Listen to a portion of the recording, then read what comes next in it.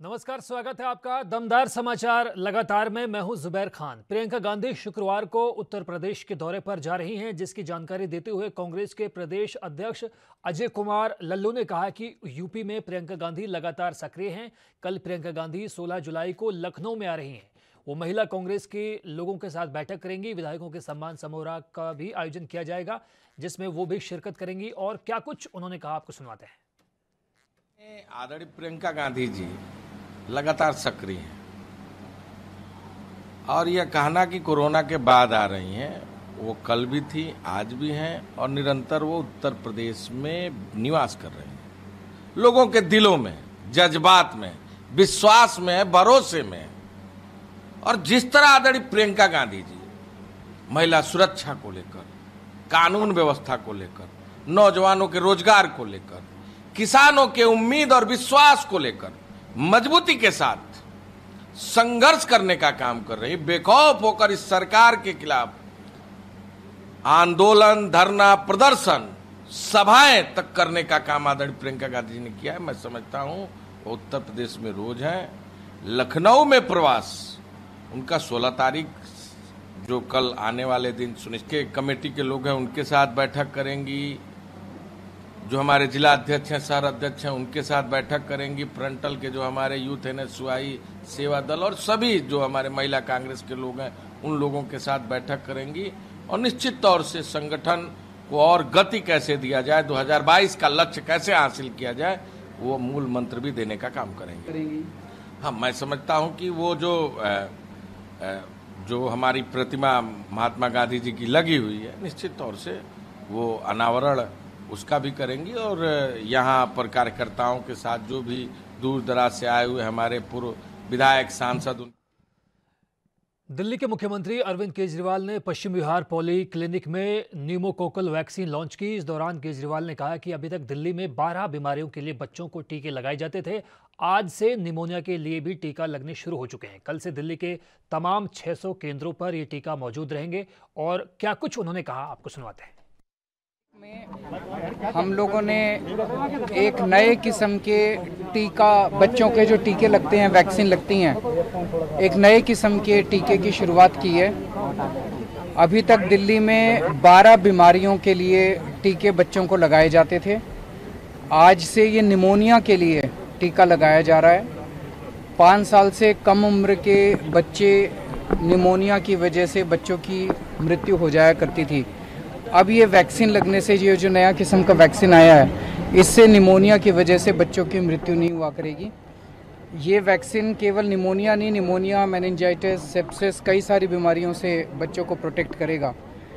अभी पहला इंजेक्शन आज हमने लगाया है और दिल्ली में इस तरह के 600 सेंटर्स हैं पूरे दिल्ली के अंदर जहाँ पे वैक्सीन लगते हैं बच्चों के। तो अब ये सभी कल से सभी 600 सेंटर्स पे लगने चालू हो जाएंगे। और ये इंजेक्शन बहुत महंगा है, 1500 से 6000 रुपये तक के बीच में ये इंजेक्शन आता है, एक इंजेक्शन। और एक बच्चे को 3 इंजेक्शन लगते हैं, तो एक आम आदमी के लिए अफोर्ड कर पाना बड़ा मुश्किल है। लेकिन दिल्ली सरकार ये सारे फ्री में इंजेक्शन्स लगाएगी। तो स्वास्थ्य के क्षेत्र में जो दिल्ली सरकार रोज़ नए नए कदम उठा रही है, ये उसी दिशा में एक और कदम है जिससे लोगों को केंद्र से, देखिए जैसा आप देख रहे हैं दिल्ली के अंदर तो बहुत तेज़ी से वैक्सीनेशन की रफ्तार हो रही है। तो जैसे ही हमें वैक्सीन आते हैं वैसे ही हम लगा देते हैं। तो जितना हमें मिलता है उतना हम लगाते जा रहे हैं। इन सब बच्चों के पेरेंट्स को एक और चिंता सता रही है क्योंकि पड़ोसी राज्य ने स्कूल खोलने के, आप लोग कुछ ऐसा? अभी नहीं। अभी जैसे जो इंटरनेशनली भी ट्रेंड देख रहे हैं कि थर्ड वेव आएगी, तो जब तक वैक्सीनेशन प्रोसेस कंप्लीट नहीं हो जाता, हम अभी। संयुक्त किसान मोर्चा ने गुरनाम चढ़ोनी को 7 दिन के लिए निलंबित किया है, जिस पर हरियाणा के गृह मंत्री अनिल विज ने कहा है कि अन्ना हजारे आंदोलन से अरविंद केजरीवाल नेता बन गए। इस आंदोलन में बहुत नेता केजरीवाल बनना चाहते हैं। ये किसानों के माध्यम से सियासी पृष्ठभूमि बनाना चाहते हैं। इनके आपस में टकराव हैं। और क्या कुछ उन्होंने कहा, आपको सुनवाते हैं। 2012 में अन्ना हजारे का आंदोलन हुआ था और बहुत सारे लोगों की जन भावनाएं उनके साथ जुड़ी थी। लेकिन कुछ लोग उसमें अपनी राजनीतिक महत्वाकांक्षा के लिए जुड़े हुए थे,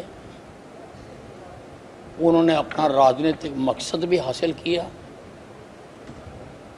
मुख्य मुद्दे को छोड़ दिया और वो केजरीवाल उसी प्रकार से इस किसान आंदोलन में भी बहुत सारे किसानों के नेता केजरीवाल बनना चाहते हैं। उनका राजनीतिक मोटिव है। उनमें से चुड़ूनी भी एक है। इसीलिए ये इस आंदोलन को किसी अंजाम तक पहुंचने नहीं देना चाहते। ये लोगों की भावनाएं भड़का के रखना चाहते हैं। बार बार केंद्रीय सरकार के बुलाने पर भी ये बातचीत नहीं करना चाहते हैं, क्योंकि इनका मकसद किसानों के हित से कुछ लेना देना नहीं है। ये तो किसानों के माध्यम से अपनी राजनीतिक पृष्ठभूमि बनाना चाहते हैं और इनमें से कई केजरीवाल बनने के सपने ले रहे हैं और इनका आपस में टकराव है। इसलिए उन्होंने चुड़ूनी को 7 दिन के लिए अपने मंच से सस्पेंड किया है, लेकिन इनमें बहुत 2022 के विधानसभा चुनाव को लेकर तमाम राजनीतिक दल तैयारियों में जुट चुके हैं। इस बीच उत्तर प्रदेश के संभल में पहुंचे एआईएमआईएम प्रमुख असदुद्दीन ओवैसी ने कहा कि यूपी में पिछले विधानसभा चुनाव के मुकाबले इस बार हमारा संगठन 70 जिलों में मजबूत है। प्रदेश में हम अपने संगठन को मजबूत करेंगे। 80 से 100 विधानसभा सीटों पर लगभग 70% बूथों पर एआईएमआईएम पार्टियों की पकड़ है। और क्या कुछ उन्होंने कहा, आपको सुनवाते हैं। 7-8 महीने बाकी हैं और देश का बहुत सबसे बड़ा प्रदेश है, तो इसीलिए किसी भी पॉलिटिकल पार्टी को तैयारी करना और इस इतने बड़े प्रदेश में पहले से शुरू करना पड़ा, तो हम शुरू किए हैं। पहले के बनिस्बत एमआईएम पार्टी बहुत मजबूत है, मकबूल है और एक बहुत ज़्यादा अवेयरनेस मैं देख रहा हूँ, ख़ास तौर से वंचित समाज में है, चाहे वो मुसलमान हो, दलित हो, ओबीसी के हमारे भाई हों। और हम जनाब ओम प्रकाश राजभर साहब के साथ भी हैं और ये देखा जा रहा है कि हम आज संभल में हैं। यहाँ पर बरसों से सिर्फ एक ही डिग्री कॉलेज है और मुख्तलिफ सेकुलर पार्टीज़ को जनता ने कामयाब किया। उन्होंने संभल के लिए क्या किया, प्रदेश की जनता को ये बताना ज़रूरी समझते हैं कि मोदी सरकार ने दिसंबर 2020 में सुप्रीम कोर्ट में एक एफिडेविट लिख कर दिया कि देश में 2 चाइल्ड नॉर्म की पॉलिसी नहीं बनाई जा सकती, क्योंकि टीएफआर जो रेट है वो काफ़ी गिर चुका है और उसकी ज़रूरत नहीं है। तो योगी सरकार, जो मोदी सरकार एफिडेविट देती है, उसके खिलाफ जा रही है, नंबर 1। दूसरा यह है कि हमारा जो नेशनल पॉपुलेशन पॉलिसी था कि personal autonomy relating to body भी आर्टिकल 21 का हिस्सा है। चौथी बात यह है कि सुप्रीम कोर्ट के कॉन्स्टिट्यूशनल बेंच का जजमेंट है पुट्टू स्वामी का, जिसमें सुप्रीम कोर्ट ने यह कह दिया कि आप कोर्शन नहीं कर सकते किसी को। जस्टिस चंद्रचूड़ का जजमेंट पढ़ना चाहिए। 5वीं अहम बात यह है कि योगी सरकार पॉपुलेशन को मानती है। तो हम ये पूछना चाहते हैं कि रूरल उत्तर प्रदेश में कोरोना महामारी आने के बाद से स्कूलों की फीस जमा न करने की वजह से टीसी यानी ट्रांसफर सर्टिफिकेट के लिए भटक रहे छात्रों और अभिभावकों को दिल्ली सरकार ने अब राहत दी है। अब बिना टीसी के भी दिल्ली के सरकारी स्कूलों में दाखिला मिल सकेगा। दिल्ली के शिक्षा मंत्री और उप मुख्यमंत्री मनीष सिसोदिया ने तमाम सरकारी स्कूलों में बिना टीसी के बच्चों को एडमिशन देने की बात कही।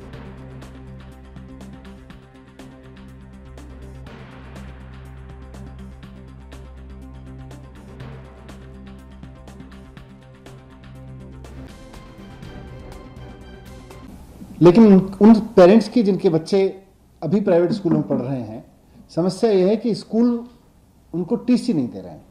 प्राइवेट स्कूल बहुत सारे स्कूल्स को टीसी नहीं, बहुत सारे बच्चों को टीसी नहीं दे रहे हैं। वो कह रहे हैं कि पिछले 1 साल की भी फीस जमा करोगे तब हम टीसी देंगे।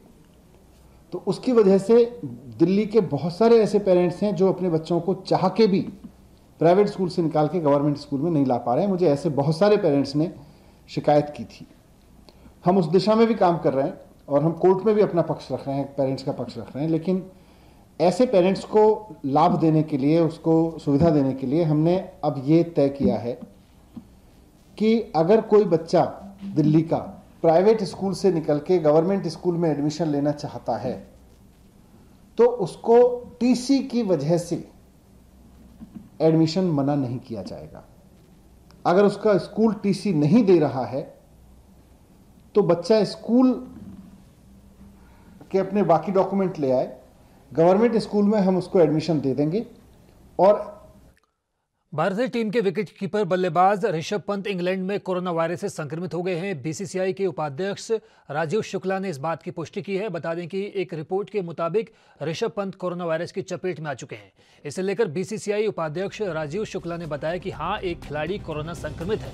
वो पिछले एक सप्ताह से एकांतवास में है। वो टीम के साथ किसी भी होटल में नहीं रुका है। कोई अन्य खिलाड़ी संक्रमित नहीं हुआ है। मैं उस खिलाड़ी का नाम नहीं बताना चाहता। देखिए, ये खबर सही नहीं है कि 2 खिलाड़ी, एक खिलाड़ी सिर्फ हुआ है, वो भी एसिम्प्टोमेटिक है और वो टीम होटल में उनके साथ नहीं रह रहा है। बाकी सारे खिलाड़ी सुरक्षित हैं, उनको किसी किस्म का नहीं। इनका भी 8 दिन पहले हुआ था और अब ठीक है, एकदम पूरी तरह से मुझे लगता है स्वस्थ है और 2 दिन बाद उनका टेस्ट होगा तो भी ठीक पाए जाएंगे और मुझे नहीं लगता कोई किसी किस्म की दिक्कत है। सेक्रेटरी जो हमारे बीसीसीआई के हैं, जय शाह जी, उन्होंने ईमेल लिख के टीम मैनेजमेंट को कहा है कि भाई सारे सेफ्टी प्रिकॉशंस लिए जाएं, सारे कोविड प्रोटोकॉल का पालन किया जाए और किसी किस्म का भी ढील इसमें न दी जाए।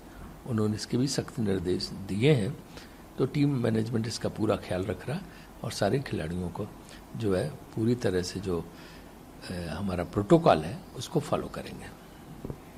चूंकि लंबा गैप है सर, तो ट्रेन की गई थी, क्या लगता है सर आपको कि ये भी एक वजह नहीं?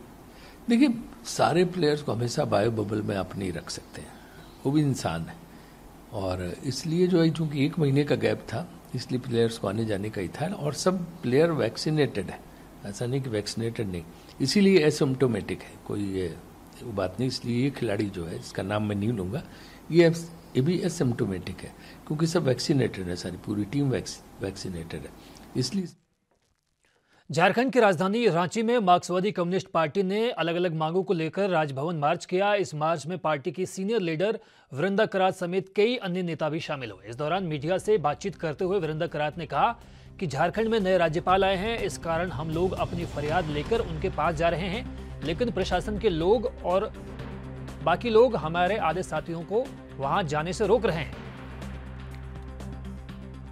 एमआर फादर स्टैंड स्वामी को न्याय दिलाने समेत जनहित के अन्य मुद्दों को लेकर उन लोगों ने राजभवन मार्च किया। मार्च के दौरान पुलिस की ओर से रोके जाने के बाद वृंदा करात और उनकी टीम राजभवन के पास ही धरने पर बैठ गई। मीडिया से बातचीत करते हुए वृंदा करात ने महंगाई समेत अन्य मुद्दों पर भी केंद्र की मोदी सरकार पर जमकर निशाना साधा।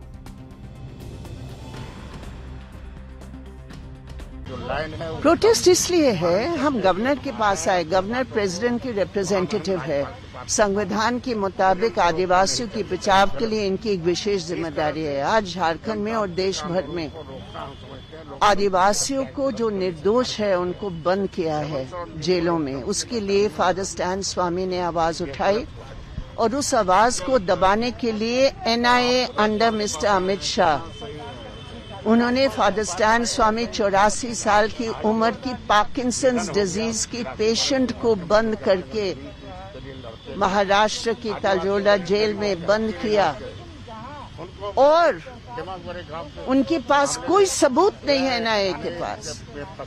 इसके बावजूद बेल एप्लीकेशन 5 बार इन्होंने मना किया और ये जानते थे कि अगर वो जेल में रहेंगे वो जी नहीं सकते। इसलिए ये हत्या है, ये कस्टोडियल हत्या है, ये एनआईए के हाथों हत्या है और हम लोग न्यायिक जांच चाहते हैं। हम लोग जितने भी पॉलिटिकल प्रिजनर्स हैं इस प्रकार फादर स्टैन स्वामी शहीद के जैसे, उन सब की रिहा चाहते हैं। और तीसरी बात ये है हम ये चाहते कि झारखंड में जितने हैं। उच्चतम न्यायालय ने राजद्रोह संबंधी औपनिवेशिक काल के दंडात्मक कानून के दुरुपयोग पर चिंता व्यक्त की और प्रावधान की वैधता को चुनौती देने वाली एडिटर्स गिल्ड ऑफ इंडिया की याचिका समेत याचिकाओं के समूह पर केंद्र से जवाब मांगा, जिस पर सीपीआई नेता प्रकाश करात ने अपनी प्रतिक्रिया जाहिर की। है कि सुप्रीम कोर्ट में सेडिशन लॉ के खिलाफ याचिका की सुनवाई हो रही है और कोर्ट ने जो टिप्पणी की है कि ये आज़ादी की लड़ाई के समय ब्रिटिश हुकूमत ने ये कानून ले आया फ्रीडम फाइटर्स के खिलाफ और आज भी आज़ाद हिंदुस्तान में एक हमारे नए संविधान है, लेकिन ये कानून ब्रिटिश ज़माने के कानून आज भी हमारे कानून व्यवस्था में कायम है।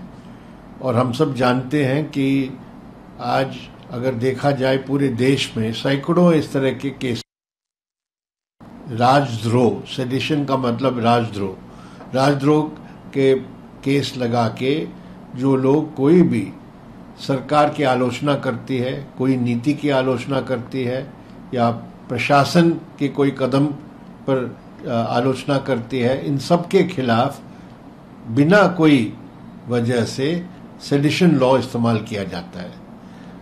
124A इंडियन पीनल कोड में ये वही धारा है जो ब्रिटिश ने अपने समय ले आए थे। तो ये बहुत वाजिब सवाल है जो सुप्रीम कोर्ट ने रखा है, केंद्र सरकार से जवाब मांगा है कि ये लॉ हमारे अभी आधुनिक हमारे देश में संविधान जो है, संविधान के तहत ऐसे कानून कैसे रह सकता है या चल सकता है।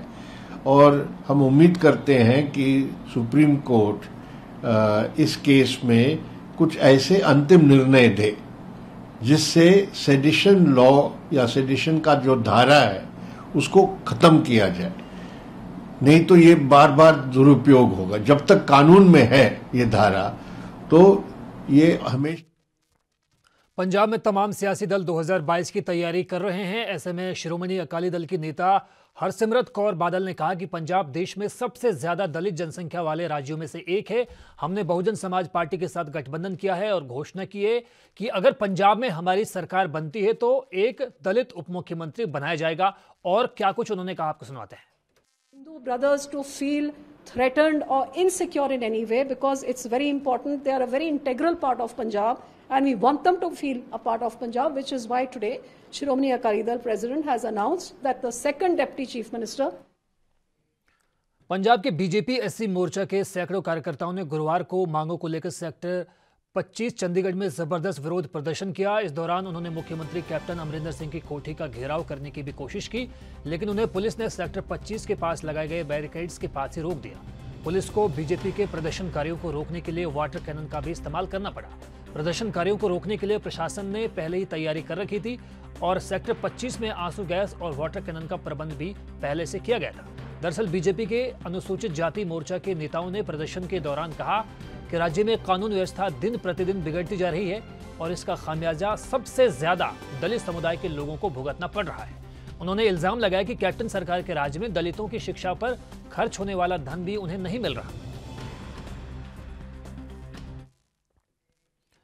केरल सरकार द्वारा 2015 में केरल विधानसभा में हंगामे के लिए प्रमुख माकपा नेताओं के खिलाफ मामले को वापस लेने की इजाजत मांगने वाली याचिका पर सुप्रीम कोर्ट में सुनवाई पूरी हो गई। सुप्रीम कोर्ट ने मामले में फैसला सुरक्षित रखा है। सुनवाई के दौरान जस्टिस DY चंद्रचूड़ सिंह ने केरल सरकार से पूछा है कि क्या यह जनहित में था या लोक न्याय की सेवा में कि मुकदमों को वापस लेने की मांग की गई, जबकि विधायकों ने लोकतंत्र के गर्भगृह को क्षतिग्रस्त कर दिया था। दरअसल पिछली सुनवाई में संसद और विधानसभा में सदस्यों द्वारा हंगामा करने और तोड़फोड़ करने की घटनाओं पर सुप्रीम कोर्ट ने चिंता जताई थी। सुप्रीम कोर्ट ने कहा था कि ऐसी घटनाओं को माफ नहीं किया जा सकता। ये याचिका केरल हाईकोर्ट के 12 मार्च 2021 के आदेश के खिलाफ दाखिल की गई, जिसने मुख्य न्यायिक मैजिस्ट्रेट की अदालत द्वारा मौजूदा मंत्रियों का समेत अभियुक्तों के खिलाफ मुकदमा वापस लेने की अनुमति मांगने के आदेश के खिलाफ राज्य की याचिका को खारिज किया था।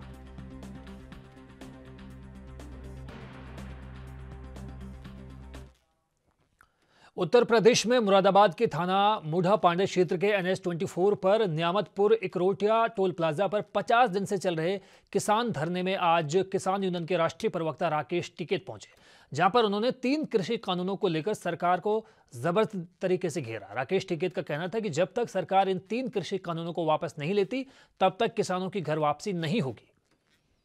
लेकर के देश का अंदाता दिल्ली के अंदर पिछले 7 महीने से अधिक हो चुके हैं, किसान विरोध प्रदर्शन कर रहे हैं। उसी को लेकर के राष्ट्रीय प्रवक्ता राकेश टिकैत जी जगह जगह जाकर के किसानों को संबोधित कर रहे हैं और पंचायत का आयोजन कर रहे हैं। आज मुरादाबाद में राष्ट्रीय प्रवक्ता राकेश टिकैत जी आए हुए हैं, इनसे बातचीत करते हैं कि किस तरीके की प्रदर्शन अब दिल्ली के अंदर चल रहा है और क्या इनकी मांगे हैं और क्या करने वाले हैं। जी राकेश टिकैत जी, 8 महीने आपको दिल्ली के अंदर प्रदर्शन करते हुए होने वाले हैं, किस तरीके का प्रदर्शन चल रहा है और कैसे कैसे वहाँ आप लोग मैनेज कर रहे हैं? इतनी गर्मी में सरकार ने 3 कृषि कानूनों को वापस लेने से बिल्कुल ही अड़ लगा रखी है। हाँ, लगा रखी है जी। अब बैठे हुए हैं भाई, जेल में भी तो आदमी रहता है, कोई उसकी इच्छाएं होती है, वहाँ पे बैठे हुए हैं। वहाँ पे जिस तरह से जो बुजुर्ग लोग हैं, जिस तरह से महिलाएं हैं, बच्चे हैं, वहाँ पे रहते हैं। 8 महीने हो गए, सर्दी, बरसात, गर्मी, ये सारी चीज़ झेल रहे हैं। फिर सर्दी आ जाएगी। अच्छा अध्यक्ष जी, कहाँ कहाँ आपका दौरा हो रहा है? 8 महीने आपको होने वाले हैं प्रदर्शन को लेकर के, किस किस जगह संबोधित किसानों को कर रहे हैं और क्या कुछ आगे की आपकी रणनीति है? हम तो 16 स्टेट में गए अभी तक, अच्छा, आंदोलन के दौरान, और हम पूरे देश भर में जाएंगे। अध्यक्ष जी, जिस तरीके से विधानसभा का चुनाव बिल्कुल करीब है, लोग कह रहे हैं कि किसान विरोधी जो 3 बिल हैं वो सरकार इन विधानसभा के चुनाव से पहले वापस ले लेगी, लेकिन आपका क्या मानना है इस पर कि सरकार वापस लेगी? अब ले लो भाई, धन्यवाद है सरकार का, वापसी ले लो। तो क्या लगता है आपको कि जिस तरीके से 8 महीने हो गए सरकार ने अभी कोई बिल वापस नहीं हाँ लिया नहीं अभी तक तो वापसी, तो क्या वापस ले सकती है सरकार? अब लेगी तो सरकार ही, आज ले लो 2024 में ले लो। अच्छा राकेश टिकैत जी, जिस तरीके से विधानसभा का बिल्कुल चुनाव करीब है और जनता जितनी आपके साथ है, क्या लगता है कि उत्तर प्रदेश में, क्या अन्य राज्यों में, क्या बीजेपी की सरकार पर कोई फर्क पड़ने वाला है प्रदर्शन को लेकर के?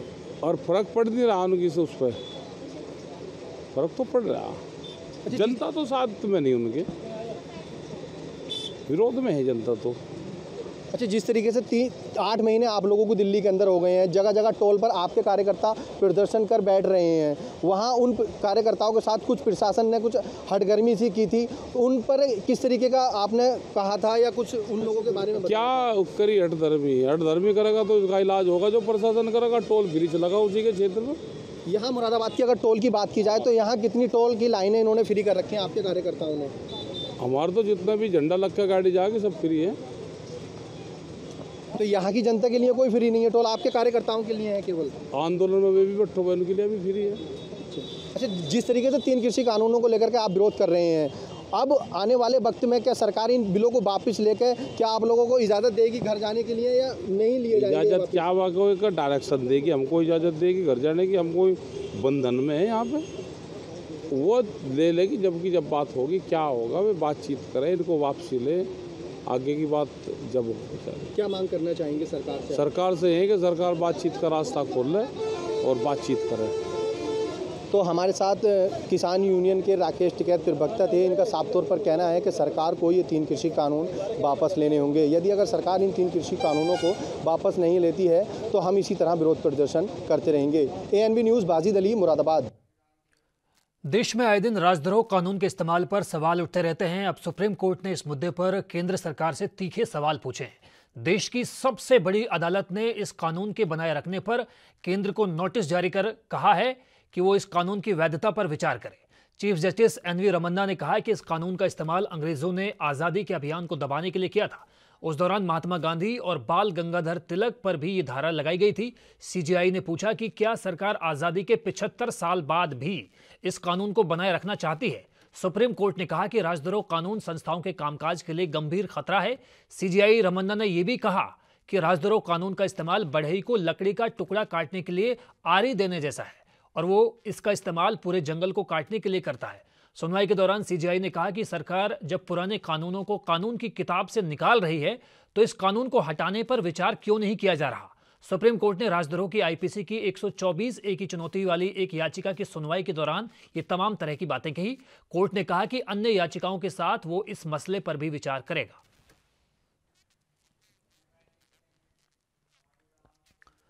मध्य प्रदेश के मुख्यमंत्री शिवराज सिंह चौहान ने कहा है कि आज का दिन उनके लिए एक पिता के रूप में सौभाग्य का दिन है, क्योंकि आज हमारी तीनों बेटियां बाबुल के घर से विदा होकर अपने नए जीवन में प्रवेश करेंगी।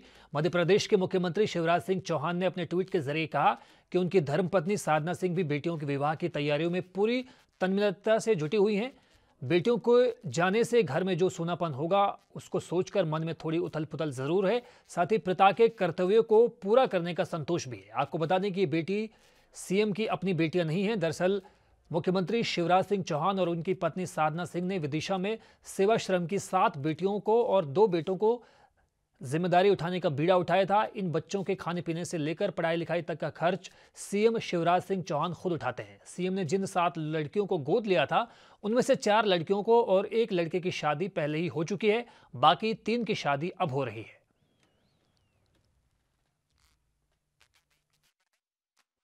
हाँ, आज राधा, प्रीति और सुमन तीनों जब मैं लाया था तो प्रीति 3 साल की थी, राधा की उम्र भी लगभग इतनी थी और सुमन तो 1.5 साल की थी। ये छोटी छोटी बेटियां हमने, चूंकि कोई अभिभावक इनका नहीं था और मुझे समाचार मिला, मैं सांसद था, कि इन बेटियों की कुछ सहायता करनी चाहिए, तो मुझे लगा कि सहायता करने से क्या होगा, और मन में ये भाव पैदा हुआ कि इन बेटियों को अपने पास ही रख लें। 1998 में एक वीर सिंह करके बेटा मेरे पास आर्थिक सहायता के लिए आया था, क्योंकि उसके माता पिता नहीं थे। उसके साथ उसकी एक छोटी बहन थी, एक छोटा भाई था। तब ये भाव मन में आया कि थोड़ी बहुत आर्थिक सहायता से क्या होगा, अगर सांसद हैं तो हमको ऐसे बच्चों की चिंता करनी चाहिए। तो इन 3 बच्चों को पहले मैंने अपने पास रख लिया था। फिर और 3 बेटियों का पता चला जिनका अभिभावक माता पिता नहीं थे, तो उनको भी अपने पास रखने का फैसला किया। विदिशा में हमारे पास जो मकान था वहाँ रखा, माँ के नाम पे सुंदर सेवाश्रम हमने प्रारंभ किया। वस्तुतः उस समय मेरे पास लोग आए तो मेरे मन में ये भाव आया, लेकिन सचमुच में अगर मैं कहूँ तो इन बेटियों का, बच्चों का लालन पालन, इनकी शिक्षा का प्रबंध, इनकी सारी चिंताएं, इनकी आवश्यकताओं की पूर्ति अगर किसी ने की तो वो मेरी धर्मपत्नी श्रीमती साधना सिंह ने बिल्कुल अपनी बेटियों की तरह इनका लालन पालन किया। और बेटियों की तरह नहीं, बेटियां ही हैं। और आज उनका विवाह है, मैं भी वहीं जा रहा हूँ। तैयारियों में कई दिनों से साधना लगी हुई है। एक तरफ जहाँ आनंद है कि बेटियां अब विदा होंगी, वहाँ इतने वर्षों का साथ छूटेगा और बेटी अब अपने घर, जिसको हम दूसरा घर भी कहते, जाएंगी, तो मन में उसका दर्द भी है, क्योंकि हमारी बेटियां हैं। लेकिन जैसा मैंने कहा कि सचमुच में उनकी देखभाल की साधना ने ही, मैं आता रहा जाता रहा, और हम लोग फिर बेटियों का भविष्य कैसे बेहतर बने इसकी कोशिश करते रहे, क्योंकि बेटियां हैं तो बेटियों की चिंता करना लाजमी था। उत्तराखंड के मुख्यमंत्री पुष्कर सिंह धामी फिर दिल्ली दौरे पर चले गए हैं। वो वहां केंद्रीय मंत्रियों से मुलाकात करेंगे और दिल्ली दौरे से रविवार को ही वो लौटे थे। दिल्ली पहुंचने पर उन्होंने मीडिया के अलग अलग सवालों पर भी अपनी प्रतिक्रिया जाहिर की। देखिए, बहुत सारी रेलवे की जो परियोजनाएं हमारे यहाँ चल रही हैं, उन योजनाओं की जो आगे और प्रगति होनी है उसके संबंध में बात हुई है। और 2-3 जो हमारे जो देवबंद रुड़की रेलवे लाइन है, हमारी ऋषिकेश देहरादून डोईवाला रेलवे लाइन है, हरिद्वार से जो देहरादून की रेलवे लाइन है, और साथ में टनकपुर बागेश्वर जो कि हमारा सामरिक रूप से बहुत ही महत्व का स्थान है वहाँ के लिए, क्योंकि देश के सुरक्षा नीति के हिसाब से भी और जो है हमारी सामरिक दृष्टि से भी और भौगोलिक दृष्टि से भी और वहाँ लोगों की सुविधा की दृष्टि से भी बड़ा महत्वपूर्ण है। उसी के संबंध में मैंने माननीय मंत्री से अनुरोध किया है। उन्होंने उस पर जो है आगे भरोसा दिया है कि जल्दी ही उस पर जो है कार्रवाई करेंगे। कोई ऐसी योजना जो 2022 के चुनाव से पहले पूरी होने के चांसेस हो रेल एम्प्लॉइज के लिए? नहीं, देखिए, रेलवे की जो योजनाएं हैं वो बड़ी दीर्घकालिक होती हैं।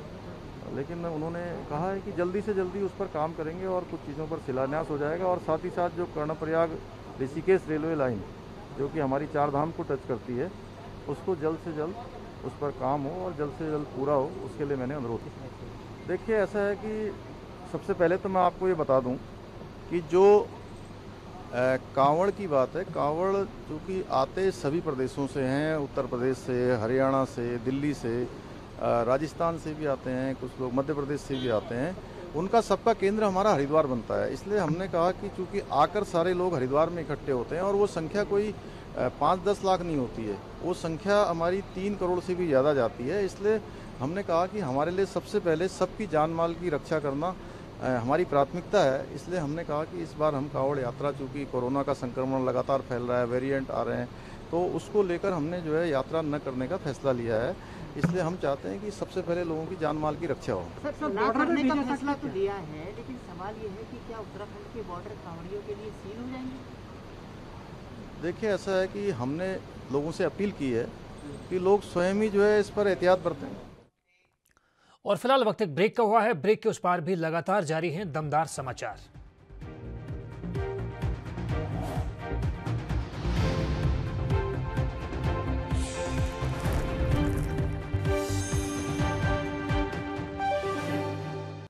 तो ब्रेक के बाद स्वागत है आपका दमदार समाचार। लगातार में आरएसएस नेता इंद्रेश कुमार ने जनसंख्या कानून पर अपनी प्रतिक्रिया दी और कहा कि इस वक्त जनसंख्या नियंत्रण देश की पहली मांग है। जनसंख्या नियंत्रण होने के बाद कई अहम मुद्दे अपने आप ही खत्म हो जाएंगे।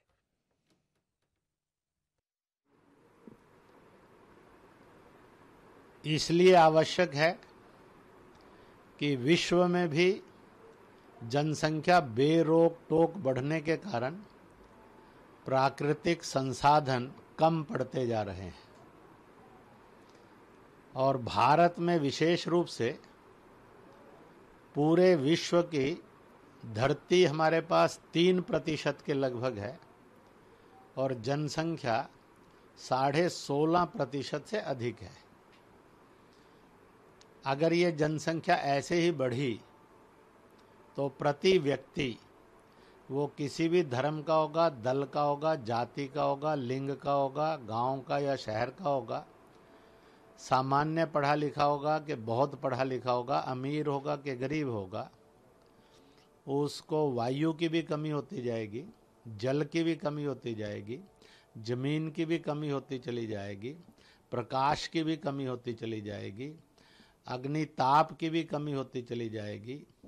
इसलिए नेचुरल रिसोर्सेस हमारे वैसे के वैसे हैं और जनसंख्या अनुपात में इतनी अधिक बढ़ गई है, इसका परिणाम आर्थिक योजनाएं, विकास योजनाओं पर भी पड़ता है। आखिरकार कितनों को कब कहां से रोजगार देते चले जाएंगे। इसके कारण प्रदूषण भी बढ़ेगा और पर्यावरण भी प्रभावित हो रहा है और अधिक प्रभावित होगा। जो लोग इस जनसंख्या वाले को हिंदू मुस्लिम करते हैं वह अलोकतांत्रिक, अमानवीय और कट्टरता की सोच लेकर। मध्य प्रदेश के कृषि मंत्री कमल पटेल ने कहा है कि राज्य में हम कस्टम प्रोसेसिंग योजना शुरू कर रहे हैं, जिसमें किसान जो अनाज पैदा करता है उसकी प्रोसेसिंग यूनिट हम बेरोजगार किसानों को देंगे, जिसमें 40% अनुदान रहेगा, ब्याज की छूट भी मौजूद रहेगी। के बेटों को रोजगार देने के लिए कस्टम हायरिंग सेंटर जो अब लगभग अभी 3000 चल रहे हैं मध्य प्रदेश में, वो किसानों को खेती करने के लिए उपकरण उपलब्ध कराते हैं, सब्सिडी, सस्ता ब्याज पर और सब्सिडी के माध्यम से 40% उसमें अनुदान होता है। इसी प्रकार एक नई योजना हम शुरू कर रहे हैं मध्य प्रदेश में, कस्टम प्रोसेसिंग योजना, जिसमें किसान जो उत्पाद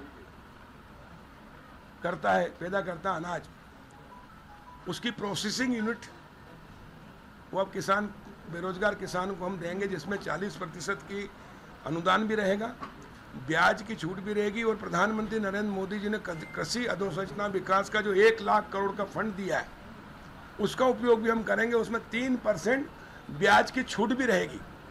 इस प्रकार 5-6% पर किसान को बेरोजगार जो पढ़े लिखे हमारे किसान के बेटे हैं वो अब कस्टम प्रोसेसिंग योजना के तहत यूनिट भी लगा सकेंगे। और ये लगभग अभी हम 250 स्थानों पर यूनिट 250 यूनिट शुरू कर रहे हैं। इसी के साथ कस्टम प्रोसेसिंग यूनिट भी शुरू हो जाएगी और कस्टम हायरिंग सेंटर जो 3080 है वो अब 450 और बढ़ जाएंगे इस साल। और इस प्रकार मध्य प्रदेश देश का पहला राज्य बन रहा है जो प्रधानमंत्री नरेंद्र मोदी जी का सपना साकार करेगा, संकल्प पूरा करेगा। मुख्यमंत्री शिवराज जी के नेतृत्व में हमारा कृषि विभाग का कृषि अभियांत्रिकी, जिससे किसान की आय बढ़ेगी। जैसे मैंने उदाहरण देता हूँ हमेशा कि किसान टमाटर पैदा करता है, आलू पैदा करता है, प्याज पैदा करता है, अनेक कृषि उत्पाद पैदा करता है, लेकिन वो ग्रेडिंग नहीं करता है। वो व्यापारी क्या करता है, खरीदता सस्ते में, वो ग्रेडिंग करके A, B, C, D 4 प्रकार की, और A ग्रेड का माल वो 4 गुना 5 गुना अधिक पे बेच देता है, B ग्रेड का माल 2 गुना 3 गुना अधिक पे बेचता है, C ग्रेड का माल और D ग्रेड, और इस प्रकार एक दिन में ही। दिल्ली पुलिस की क्राइम ब्रांच ने पाकिस्तानी खुफिया एजेंसी ISI के लिए एक जासूसी करने के आरोप में महबूब हबीब नाम खान के एक आरोपी को राजस्थान के पोखरन से अरेस्ट किया है। पकड़ा गया जासूस ISI को गोपनीय जानकारी लीक करता था।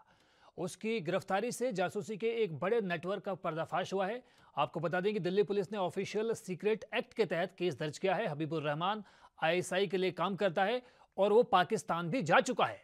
ISI एजेंट हबीब खान को आज कोर्ट में पेश किया गया था, जहां से उसे 10 दिन की पुलिस रिमांड में भेज दिया।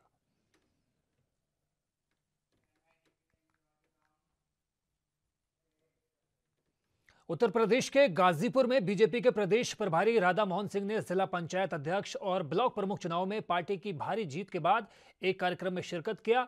साथ ही उन्होंने जीते हुए अपने अध्यक्ष और प्रमुखों का सम्मान करते हुए विपक्ष और सपा सुप्रीमो अखिलेश यादव पर भी जमकर जुबानी हमला बोला। राधा मोहन सिंह ने कहा कि समाजवादी पार्टी के सुप्रीमो अखिलेश यादव का नाम लिए बगैर मैं कहना चाहता हूं कि प्रदेश में एक पार्टी के नेता अब अपनी हार का भड़ास अपने जिला अध्यक्षों पर फोड़ रहे हैं, जिसका ताजा उदाहरण एक साथ 12 जनपदों के जिला अध्यक्षों को पद से हटा देना यह जाहिर करता है कि समाजवादी पार्टी में सब कुछ ठीक ठाक नहीं चल रहा।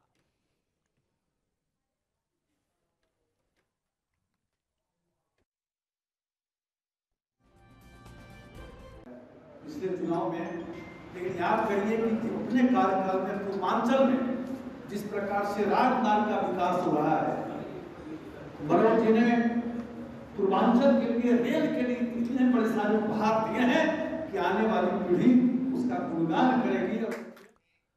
केरल हाईकोर्ट में शैक्षणिक वर्ष 2020-2021 में राज्य बोर्ड परीक्षाओं में शामिल होने वाले छात्रों को ग्रेस मार्क्स नहीं देने के सरकार के फैसले को चुनौती देते हुए एक छात्र ने एक और रिट याचिका दायर की है। न्यायमूर्ति अनु शिवरामन ने आज मामले को स्वीकार कर लिया और इसे 22 जुलाई को आदेश के लिए सूचीबद्ध किया।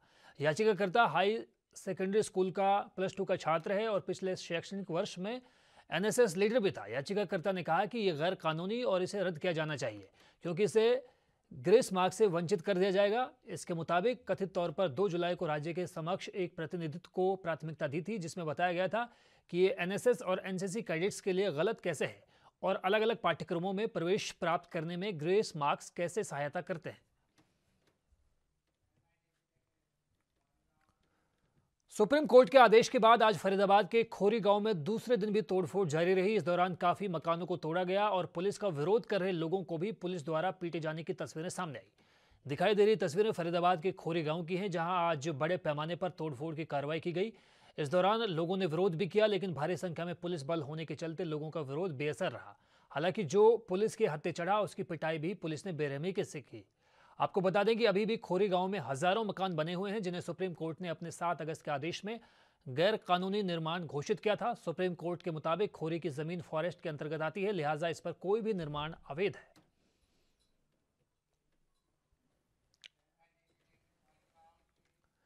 मध्य प्रदेश में 26 जुलाई से स्कूल खुलने जा रहे हैं। सबसे पहले 11वीं 12वीं क्लास की कक्षाएं शुरू होंगी। ऐसे में अब पेरेंट्स को भी पूरी फीस भरनी होगी, चाहे सप्ताह में क्लास एक दिन ही क्यों ना लगे। हालांकि अब भी स्कूल आने के लिए अभिभावकों की अनुमति लेना जरूरी है। ये बात और है कि खुद मंत्री और स्कूल शिक्षा विभाग के अधिकारी अभी स्कूल खोलने के पक्ष में नहीं थे, लेकिन CM शिवराज सिंह चौहान की घोषणा के बाद स्कूल खोलने के लिए रजामंदी बन गई ऑनलाइन क्लास के चलते प्राइवेट स्कूल संचालक अभी भी सिर्फ ट्यूशन फीस ले रहे हैं। स्कूल फीस को लेकर अभिभावक संघ कोर्ट चला गया था। ऐसे में कोर्ट ने स्कूल संचालकों को सिर्फ ट्यूशन फीस ही ले जाने के आदेश दिए, लेकिन ऑफलाइन क्लास शुरू होते ही स्कूल संचालकों को इससे छूट मिल जाएगी। ऐसे में चाहे क्लास एक दिन लगे, स्कूल संचालक पूरी फीस लेने के लिए अभिभावकों पर दबाव बनाना शुरू करेंगे।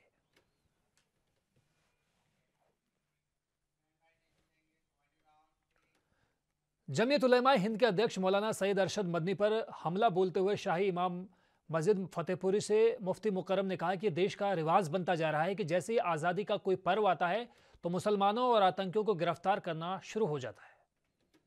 ये मुसलमानों को आतंकवाद के इल्ज़ाम में फंसाने का सिलसिला बहुत सालों से चल रहा है।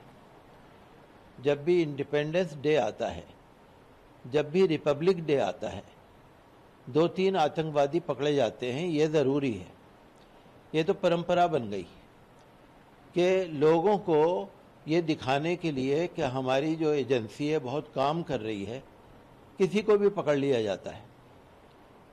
अलकायदा के शुबे में जिन लोगों को पकड़ा गया है, उनके माँ बाप, उनके रिश्तेदार, उनके पड़ोसी रो रहे हैं और बता रहे हैं कि क्या सच्चाई है।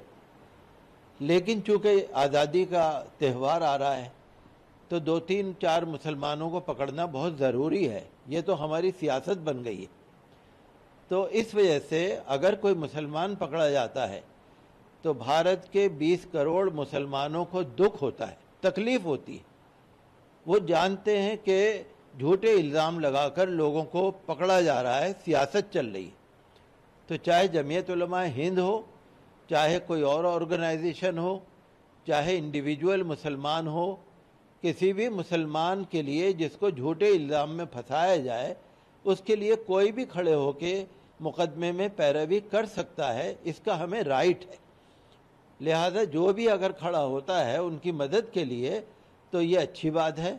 हर मुसलमान को मुसलमान की मदद करनी चाहिए और कोई भी व्यक्ति किसी पर इल्ज़ाम हो, चाहे वो मुस्लिम हो या नॉन मुस्लिम हो, उसकी हेल्प करने के लिए हर इंसान को आगे आना चाहिए। तो मैं तो यही मानता हूँ। और फिलहाल वक्त एक छोटे से ब्रेक का हुआ है, जल्द हाजिर होते हैं।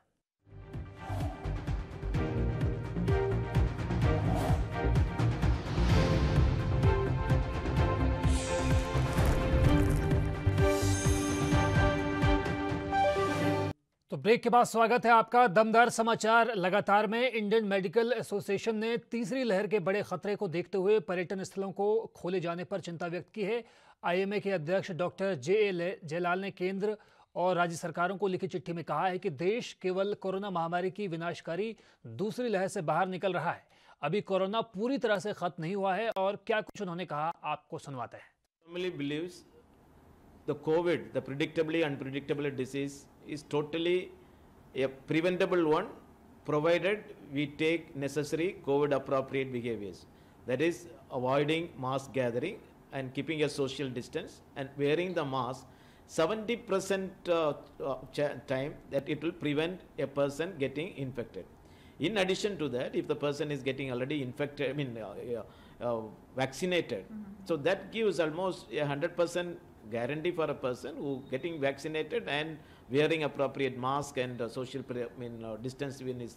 Yeah, true. And as an organization for medical fraternity, that we will be only able to put our views in view of our medical evidence and the scientific evidence we have. So any mass gathering is going to be a fuel for spreading the disease, and that, as in the language of our Honorable Prime Minister, it is going to be inviting the third wave into our country. So how we are responding to that depends upon the government, but government has to take a decision on various other grounds also. This is only a medical ground, and if there may be economic ground, if the people's philosophy or mindset ground, and all the other populistic compulsion may be there. So we are leaving it to the decision of the government to take appropriate. Mumbai की Dahisar police ने महज 5 घंटे में kidnapping की वारदात को सुलझाने में कामयाबी हासिल की है। पुलिस ने 4 किडनैपर्स को भी महाराष्ट्र के सतारा जिले से गिरफ्तार किया है, जिनमें उनकी मां और मौसी समेत तमिलनाडु पुलिस कांस्टेबल भी शामिल है। सभी को न्यायालय ने 16 जुलाई तक पुलिस कस्टडी में रखने का आदेश दिया है।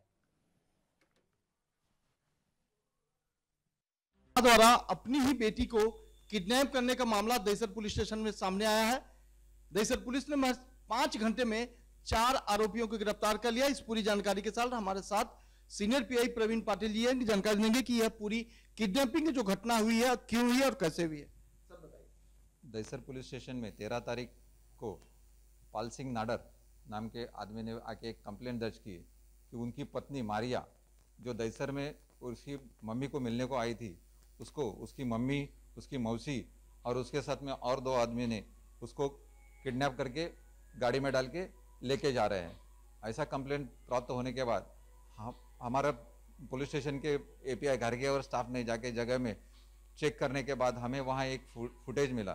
फुटेज में हमने देखा कि एक वाइट कलर की एटियास गाड़ी, वो मारिया नाम की जो कंप्लेनेंट है उसकी वाइफ को गाड़ी में डाल के ज़बरदस्ती डाल के लेके जा रहे हैं।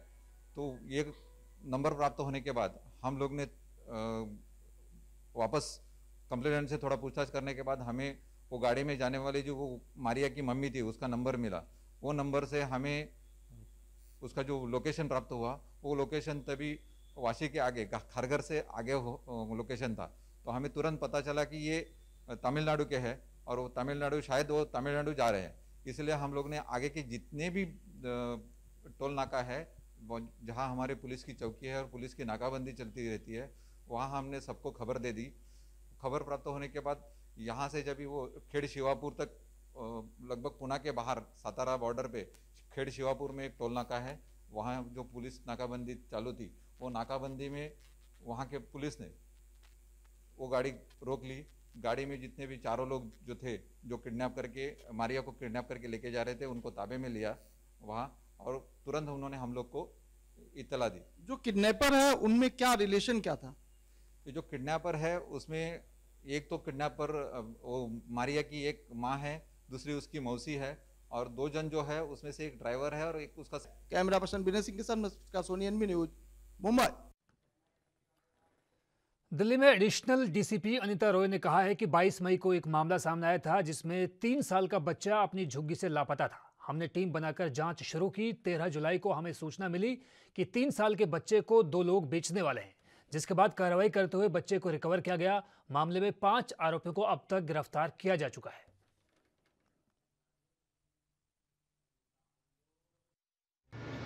22/5/2021 को पीएस तिमारपुर का एक सेंसिटिव केस हमारी नॉलेज में आया, जिसमें कि एक 3 साल का बच्चा अपने झुग्गी क्लस्टर से मिसिंग था।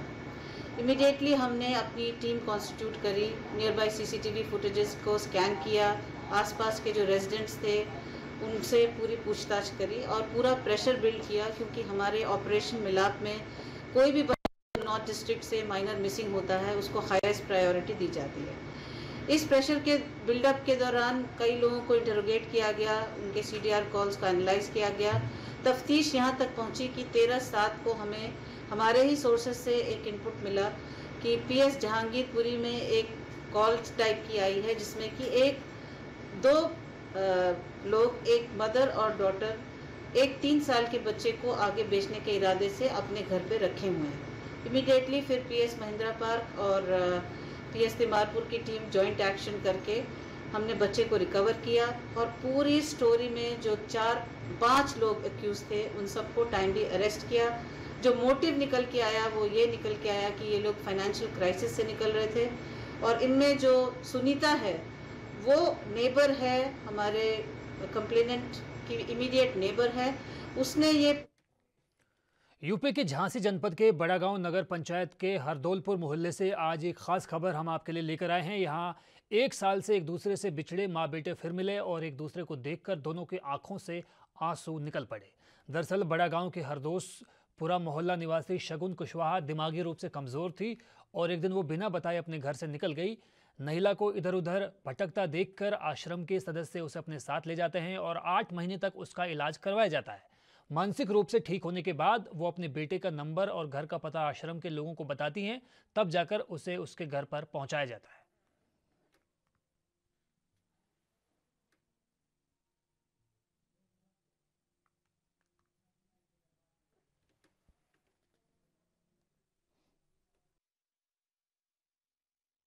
राहुल कुशवाहा। अच्छा, ये आपने एक सूचना थाने में दी थी, आपकी माताजी जो हैं गुमशुदगी लिखाई हुई थी। हाँ। अच्छा, आपको कैसे मालूम चला आपकी माताजी कहाँ हैं और कैसे आप फिर उनको लेके आए घर तक? बड़ेवा थाने से कॉल आया मेरे पास कि आपकी माताजी ग्वालियर में डबरा में एक आश्रम में है। तो मैंने कहा ठीक है, पहले आप फ्रेंड पिक कर दीजिएगा।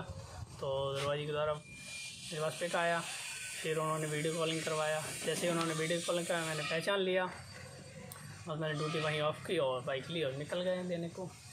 अच्छा, कितनी दूरी तय की है आपने माताजी को लेने गए जब? कम से कम वही समझ लीजिए आप 70। तो फिलहाल दमदार समाचार में इतना ही। बस मुझे दीजिए इजाजत। नमस्कार।